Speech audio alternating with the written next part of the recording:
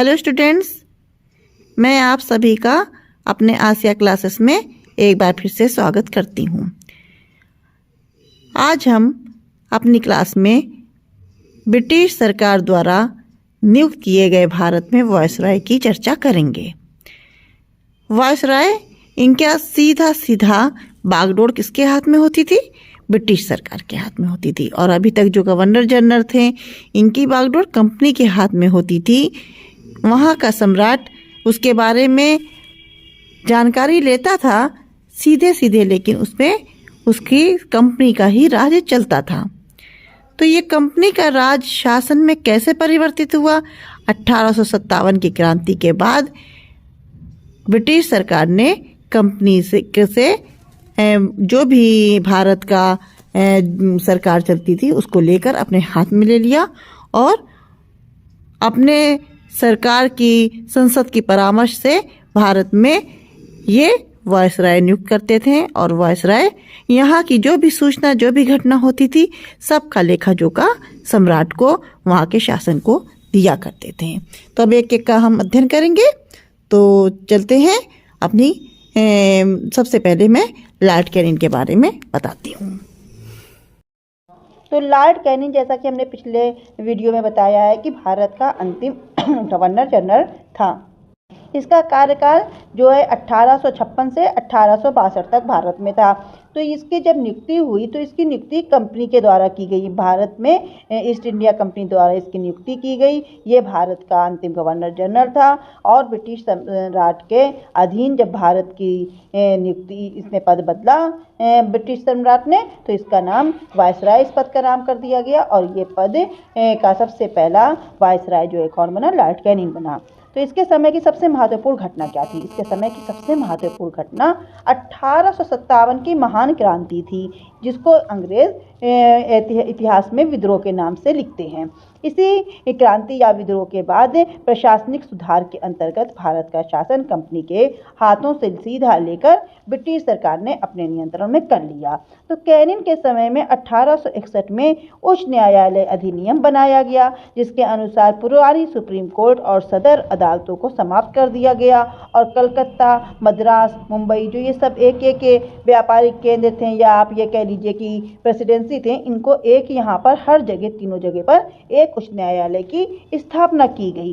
तो 1866 में आगरा में एक उच्च न्यायालय की स्थापना की गई, जिसे 1875 में इलाहाबाद में स्थानांतरित कर दिया गया, जो आज भी उच्च न्यायालय स्थित है। उच्च न्यायालय जो इलाहाबाद का है, ये 1875 में इलाहाबाद आया था। और आजकल ये बात चल भी रही है, आप लोगों को मालूम है कि यहाँ से एक, जैसे लखनऊ बेंच बनी थी, वैसे ही एक आगरा में बेंच बनाने के लिए बात चल रही है। तो कैनिंग के समय में ही 1856 में विधवा पुनर्विवाह का अधिनियम भी लागू हुआ।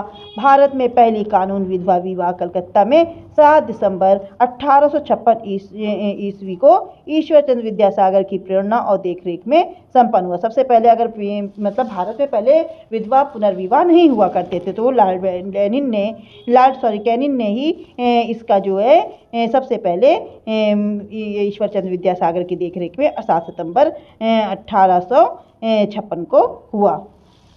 तो ये जो संपत्ति से संबंधित कानून भी 1856 में लॉर्ड कैनिंग ने ही निश्चित किया। धर्म परिवर्तन करने पर किसी व्यक्ति को उसकी पैतृक संपत्ति से वंचित नहीं किया जाएगा। इसका मेन जो बात थी यही थी, पैतृक संपत्ति, यानी कि अगर कोई व्यक्ति अपनी मर्जी से, अपनी इच्छा से धर्म परिवर्तन करता है, तो उसकी जो पैतृक संपत्ति है वो उसके पिता की, या उसके पैतृक संपत्ति जो भी है वो उसको वैसे ही मिलेगी, उससे वंचित करना गलत बात है। 1857 ईस्वी में ही कैनिंग के समय में महालेखा परीक्षण पद का सृजन किया गया, जो स्वतंत्रता के बाद नियंत्रक एवं महालेखा परीक्षक कहलाया। ठीक है।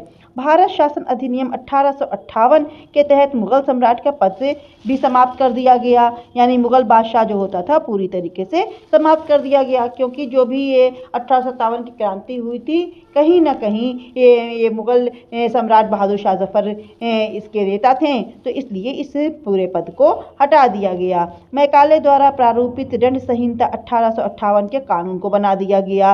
1859 में अपराध विधान संहिता भी लागू की गई। तो ये सारे कार्य कब हुए थे? ये सब कैनिंग के शासनकाल में हुए। राज्य विलय नीति को समाप्त कर दिया गया और 1861 में इंडिया कैंसिल एक्ट पारित हुआ तथा पोर्टफोलियो प्रणाली लागू की गई। इस तरह से अगर देखा जाए तो लॉर्ड कैनिंग के समय में ये जो वायसराय की बनाने की नीति अपनाई गई, ये जो गवर्नर जनरल का फतह समाप्त किया गया, कंपनी के हाथ से सारी सत्ता की बागडोर ले ली गई। तो इतना आपको समझ में आ गया होगा। दूसरा वायसराय बना लॉर्ड एल्गिन। इसका समय 1862 से 1863 ईस्वी तक था। इसने वहाबी आंदोलन का दमन किया और 1863 में इस धर्मशाला हिमाचल प्रदेश में इसकी मृत्यु हो गई। इसलिए इसका कार्यकाल ज़्यादा समय तक नहीं चल सका। लेकिन इसके बाद जब ये तीसरा यहाँ का वायसराय ब्रिटिश सरकार ने 1864 से 1859 जिसका कार्यकाल था वह था लॉर्ड लॉरेंस। 1865 में भूटान ने ब्रिटिश साम्राज्य पर आक्रमण किया, यानी भूटान पर ब्रिटिश साम्राज्य सैनिकों ने आक्रमण कर दिया। अफगानिस्तान के संबंध में इसने हस्तक्षेप की नीति अपनाई, हस्तक्षेप की, जिसे शानदार निष्क्रियता के नाम से जाना जाता है। तो इसके कार्यकाल में उड़ीसा में 1866 और बुंदेलखंड में के राजपूताना में 1868 से 69 के बीच में भीषण अकाल पड़ा, बहुत भयानक अकाल पड़ा। इसने हेनरी कैंपबेल के नेतृत्व में एक अकाल आयोग का गठन किया। सन 1865 में इसके द्वारा भारत एवं यूरोप के बीच प्रथम समुद्र की टेलीग्राफ सेवा शुरू हुई। समुद्र के बीच के साथ जो है, यानी समुद्र के होते हुए रास्ते से टेलीग्राफ सेवा शुरू की गई। तो इसका कार्यकाल भी ठीक ठाक था। और इसके बाद आता है लॉर्ड मेयो का काल। लॉर्ड मेयो इसका कार्यकाल जो है 1869 से 1872 तक था। इसने 1872 में मेयो कॉलेज की स्थापना अजमेर में की और 1872 में ही एक कृषि विभाग की भी स्थापना की। एक अफगान शेर अली आफरीदी जिसका नाम था, 8 फरवरी 1872 को इसने चाकू मारकर इसकी हत्या कर दी। भारत में अंग्रेज़ों के समय में प्रथम जनगणना का जो प्रारंभ हुआ 1872 में, लॉर्ड मेयो के कार्यकाल में ही पहली बार जनगणना हुई थी। लॉर्ड नॉर्थ ब्रूके इसका कार्यकाल 1872 से 1876 ईस्वी तक है। इसके समय में बंगाल में भयानक अकाल पड़ा। इसने बड़ौदा के मल्हारराव गायकवाड़ा को भ्रष्टाचार के आरोप में पदच्युत कर मद्रास भेज दिया। लॉर्ड नॉर्थ ब्रूक ने यह घोषणा की कि मेरा उद्देश्य करों को हटाना तथा अनावश्यक वैधानिक कार्रवाई को बंद करना है। इसका ये कथन था और इसकी घोषणा थी कि जो उद्देश्य जो है इसका, जो वैधानिक बहुत सारी कार्रवाई थी जो अनावश्यक रूप से भारतीयों पर लादी गई थी, उसको हटाना था। पंजाब का प्रसिद्ध कूका आंदोलन इसी के समय में हुआ। कूका आंदोलन जो पंजाब में हुआ था, इसी के समय में हुआ। इसी के समय में सुएज नहर खुल जाने से भारत एवं ब्रिटेन के बीच व्यापार प्रारंभ हो गया। इसके बाद लॉर्ड लिटन 1876 से 1880 ईस्वी तक इसका कार्यकाल रहा। यह एक प्रसिद्ध उपन्यासकार था। ये जो है निबंधकार, लेखक, साहित्यकार, ये सब था। साहित्य आकाश में इसे ओवन मेरिडिथ के नाम से जाना जाता है। इसके समय में बम्बई, मद्रास, हैदराबाद, पंजाब, मध्य भारत में भयानक अकाल पड़ा। लिटन ने रिचर्ड स्ट्रेची की अध्यक्षता में 1878 में एक अकाल आयोग की भी नियुक्ति की थी। ठीक है। 1 जनवरी 1870 को ब्रिटेन की महारानी विक्टोरिया को कैसरे हिंद की उपाधि से सम्मानित करने के लिए दिल्ली दरबार का आयोजन लॉर्ड लिटन ने किया।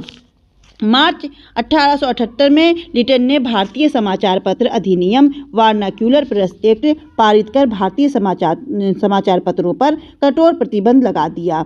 यानी कि सरकार के खिलाफ या किसी के लिए अगर आपत्तिजनक चीज़ें छपती हैं तो सरकार उसकी प्रिंटिंग प्रेस सहित सभी संपत्ति जब्त कर सकती है। इसने ये कर दिया कि जो प्रेस में कोई भी चीज़ सरकार के विरुद्ध अगर छपती है तो ये पूरी की पूरी प्रेस की संपत्ति जब्त करने का कानून इसने बना लिया। और पायनियर अखबार ने वर्नाक्यूलर प्रेस एक्ट के तहत 1878 को समर्थन किया। इसी के समय में 1878 में भारतीय शस्त्र अधिनियम पारित हुआ, जिसके तहत शस्त्र रखने और व्यापार करने के लिए इसने लाइसेंस को अनिवार्य बना दिया। आज भी बहुत सारे बिजनेस हो रहे हैं जो बिना लाइसेंस के नहीं कर सकते हैं, तो ये उसी समय ये लाइसेंस की पद्धति जो है लॉर्ड लिटन के समय में ही हुई थी। तो इसने सिविल सेवा परीक्षाओं की आयु सीमा थी छात्रों की, इसने 21 वर्ष से घटाकर 19 वर्ष कर दी, यानी 2 वर्ष कम कर दी। 1857 में सिविल सेवा परीक्षा में सम्मिलित होने की आयु 23 वर्ष निर्धारित जो की गई थी, 1857 की मैं बात कर रही हूँ कि यहाँ पे बढ़ाई गई थी। लेकिन ये जब ये आया है 1876 में लॉर्ड लिटन, तो इसने अवधि उस आयु सीमा को कम करके इसने फिर से 19 वर्ष कर दिया। 1869 में आयु सीमा को और घटाकर 22 वर्ष और 1866 में इसको घटाकर 21, मतलब कि कभी कम कभी ज़्यादा करते हुए जब लॉर्ड लिटन का समय आया तो इसने 19 वर्ष ही कर दिया। लिटन ने अलीगढ़ में एक मुस्लिम एंग्लो प्रचार महाविद्यालय की स्थापना की।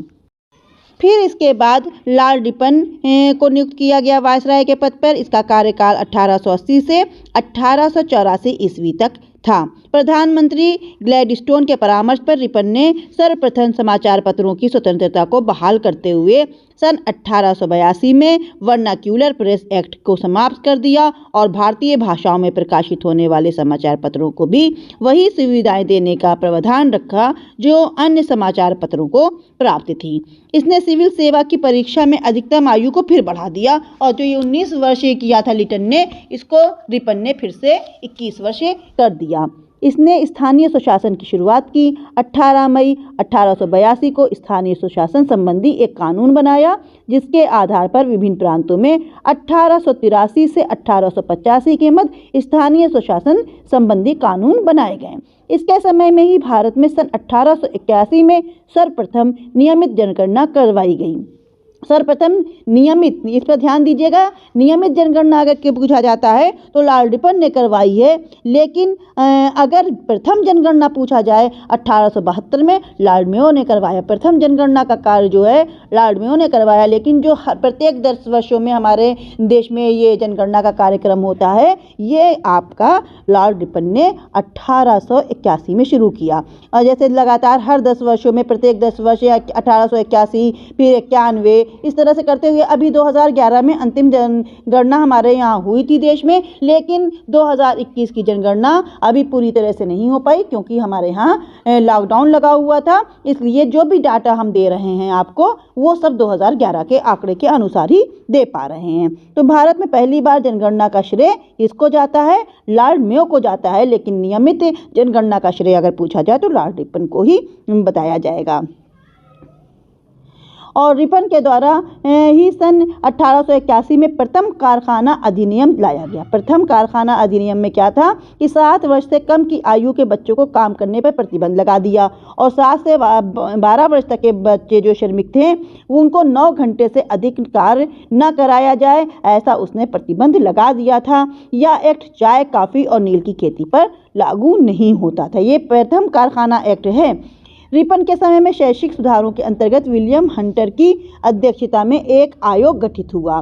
2 फरवरी 1883 को यूरोपियों के विरुद्ध भारतीय न्यायाधीशों द्वारा मुकदमे की सुनवाई के लिए इल्बर्ट विधेयक प्रस्तुत किया गया और अंग्रेजों द्वारा इस विधेयक के विरोध में एक विद्रोह को श्वेत विद्रोह के नाम से जाना जाता है।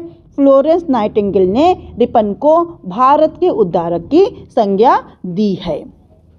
तो लॉर्ड रिपन तक का ये जो काल है आपको समझ में आ गया होगा। इसके आगे का जो भी वायसराय हैं जो 1947 तक माउंटबेटन के काल तक का समय का जो जितने भी आपके वायसराय आए हैं भारत में, इन सब का अध्ययन हम अगले वीडियो में करेंगे। और अगर आपको हमारे वीडियो समझ में आते हैं तो आप वीडियो को लाइक करिए, चैनल को सब्सक्राइब करिए और अपनी फ्रेंड्स के साथ शेयर करना बिल्कुल भी मत भूलिए। Thank you for watching.